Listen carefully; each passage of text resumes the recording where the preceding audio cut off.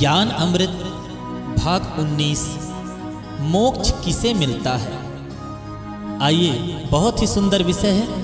आप सभी कोई बिल्कुल एकाग्र होकर के सुनिए। सभी कोई आज तक आपने अनेक प्रकार से सुने होंगे कि मोक्ष इसे मिलता है।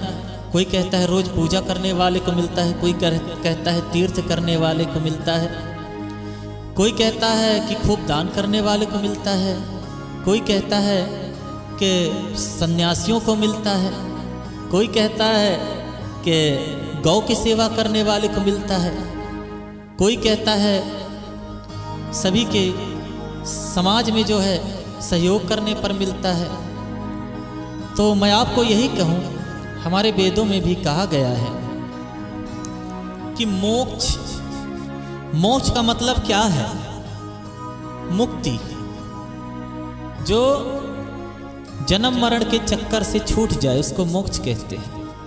परमात्मा के शरण में सदा के लिए निवास करे उसको मोक्ष कहते हैं। जो भगवान की शरण में सदा के लिए चला जाए, मुक्त हो जाए, उसको रोज भोजन करने की आवश्यकता न पड़े, रोज उसको दुख सुख भोगने की जरूरत न पड़े, रोज उसको जन्म मरण करने को बार बार इस धरती में जरूरत न पड़े। उस परमात्मा की आत्मा में वो मुक्ति हो जाए, उसको मोक्ष मिल जाए। तो भगवान के मोक्ष प्राप्त करने के लिए क्या उपाय है? तो इसमें सबसे पहले तो एक कहावत सदियों से चली आई है कि परहित सरि से धर्म नहीं भाई, पर पीड़ा सम नहीं अधमाई। इस संसार में दूसरे के सहायता करने के बराबर दूसरा कोई पुण्य नहीं, और दूसरे का काम बिगाड़ने के बराबर दूसरा कोई पाप नहीं। यदि आप संसार में पहले भगवान को प्रसन्न करिए तब वो मोक्ष देंगे। पहले भगवान खुश हो। आज सभी कोई भगवान की मूर्ति के सामने रोज पूजन करते हैं, बहुत पूजन करते हैं, भगवान को मानते हैं, लेकिन भगवान के एक बात को नहीं मानते हैं। भगवान जो गीता में कहे उस बात को हमको मानना चाहिए। भगवान की राह में चल करके हमको अपने जीवन को सुधारने का यत्न प्रयत्न नित्य प्रतिदिन करना चाहिए। इस संसार में गरुड़ पुराण में लिखा गया है, आप गरुड़ पुराण तो सुने होंगे। गरुड़ पुराण में लिखा है 84 लाख योनियों को भोग करके अंत में भगवान गौ का योनि देता है। देखिए गौ कितनी सहनशील है, उस डंडा मारती है लेकिन वो दूध देती है। एक गाय लगभग पूरे जिंदगी में 1.5 लाख लीटर दूध, कितना? यदि एक गाय पूरे जीवन में कितना, वैसे कहा गया कि 2 लाख गिलास इतना दूध देती है पूरे जीवन में एक गाय। कितना? 2 लाख गिलास। तो क्यों? वो परोपकार कर रही है, अपने पुण्य को कमा रही है, अर्जित कर रही है। कहीं ना कहीं मेरे को मोक्ष की प्राप्ति होगी। अब भगवान गौ बनाते हैं, पूरे जिंदगी भर अपना दूध दूसरों को खिलाती है, दूसरों को पिलाती है, और इसके बाद भगवान उनको पेड़ बना देते हैं। देखिए पेड़ न खाए अपना फल, और नदी न पीता अपना जल। पेड़ को आप देखते हो, ठंडी गर्मी बरसात में खड़ा रहता है, धूप सहता है, ठंडी सहता है, बरसात में रातों दिन भीगता है। क्यों?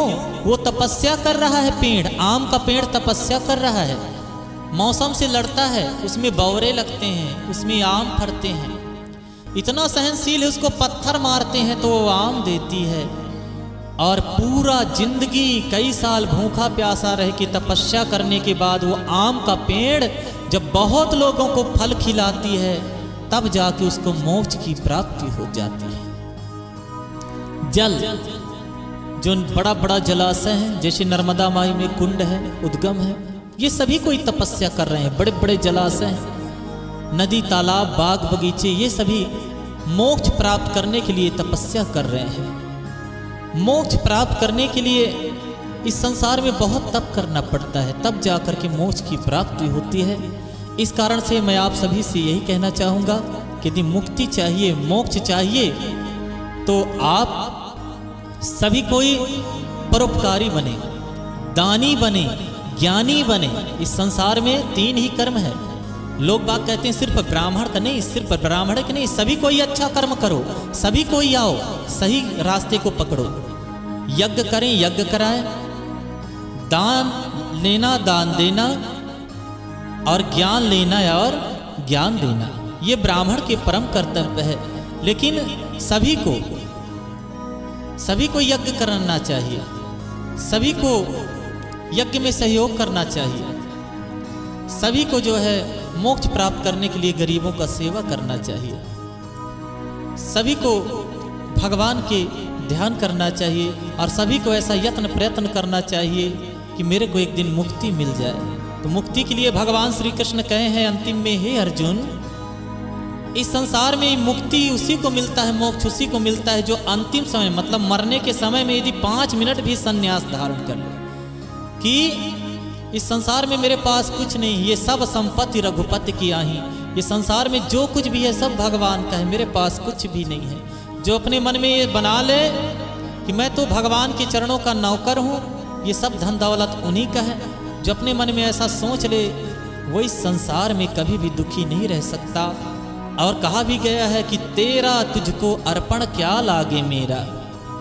इस कारण से यदि मोक्ष पाना है तो अपना कुछ न समझो, सब भगवान का समझो, और जगत के कल्याण के लिए किसी गरीब लड़की की शादी में धन खर्च करो, गरीबों की इलाज में धन खर्च करो, भगवान के पूजन पाठ यज्ञ में धन खर्चा करो, गौ ब्राह्मण गंगा के संरक्षण करो, जिससे धर्म कर्म जिंदा रहे, और इस प्रकार से गरीबों का सेवा करो, भूखों को भोजन कराओ, प्यासों को जल दो, और इस प्रकार से अनेक अनेक से भांति भांति के पुण्य अर्जित करने के बाद मनुष्य बड़े बड़े, जैसे महाराजा चक्रवर्ती अवध नरेश महाराजा दशरथ जी बहुत पुण्य करने के बाद मोक्ष पा गए। महाराज विदेह राज जनक जी ने मोक्ष प्राप्त कर लिया। ठीक उसी प्रकार से संसार में जो अच्छे अच्छे कर्म करते हैं, जो सुंदर सुंदर कर्म करते हैं, उन्हीं को भगवान मोक्ष देता है। और बिना तप किए, बिना वैराग्य धारण किए, बिना तपस्या किए संसार में किसी को भी मोक्ष नहीं मिलता। इस ज्ञान अमृत की कड़ी में आप लोगों ने सुना, आप लोगों का बहुत बहुत धन्यवाद। मोक्ष पाना है तो भगवान को जो पसंद है वो कार्य हमें करना पड़ेगा, तब हमको मोक्ष मिलेगी। सिर्फ भगवान की पूजा बस करने से मोक्ष नहीं मिलेगा। आप रामायण में पढ़िए भगवान राम क्या कहे हैं, गीता में भगवान श्री कृष्ण क्या कहे हैं, दुर्गा सप्तशती में माँ दुर्गा क्या कहे हैं, उस रास्ते पे चल करके हमको मोक्ष की प्राप्ति होगी। जय श्री राम। ओम शांति, ओम शांति, ओम शांति।